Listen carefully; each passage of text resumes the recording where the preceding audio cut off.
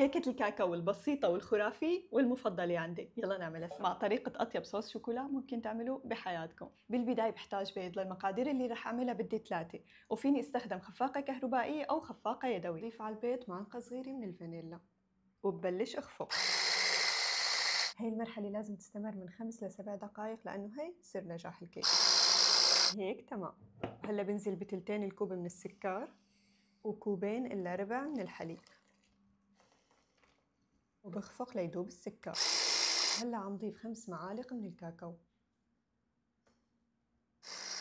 وهلا رح انخل كوبين من الطحين مع معلقة صغيرة من البيكنج باودر بالتدريج.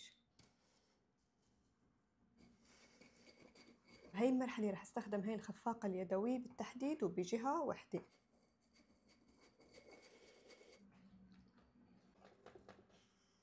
واخر شي بنضيف نص كوب من الزيت النباتي او فينا نستبدله بالزبدة، انا بصراحة حبيتها بالزيت اكتر. هاد هو القوام المطلوب. بنجيب قالب الكيك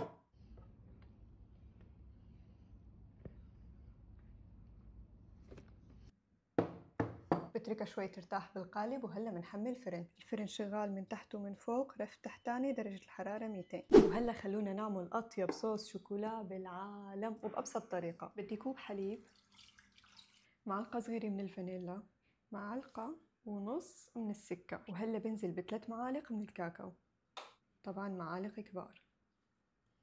بدوب الكاكاو على البارد، وهلا رح ضيف المكون الهام جدا بصوص الشوكولا واللي هو الزبدة، ولما يسخن بنستمر بالتحريك لنحصل على القوام اللي بدنا اياه. وهذا هو القوام المطلوب، ولسه بس يبرد رح يسمك شوي. وهيك الكيك صار جاهز. يا سلام، شايفين هاي التشققات اللي بيعملها الزيت النباتي؟ هي اللي بتخلي صوص الشوكولا يفوت لجوا الكيكة. الكيكة المفضلة عندي وعند أهلي وعند وجهي صارت جاهزة. رح أتركها تبرد تماما وبعدين أقلبها ونزل عليها الصوص. هذا الصوص الخرافي اللي رح تعتمدوه، فينا كمان نستخدمه لأكلة السوكسي.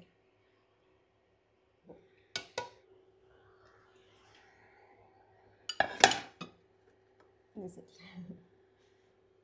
ما شاء الله. هيك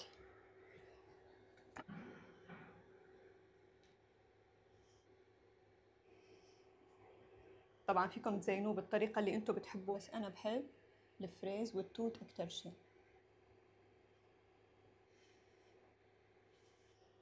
والله اكتبوا لي هذا المنظر شو بده. كمان بدي تخبروني اذا بتعملوا كيكة الكاكاو وشو طريقتكم فيها، وشو بتقترحوا كمان نضيف عليها. هيك بيكون فيديو اليوم خلص. اذا حبيتوا الفيديو لا تنسوا تعملوا فولو وتحطوا لايك وتكتبوا لي رأيكم. ووجيه بحب قبل ما ياكل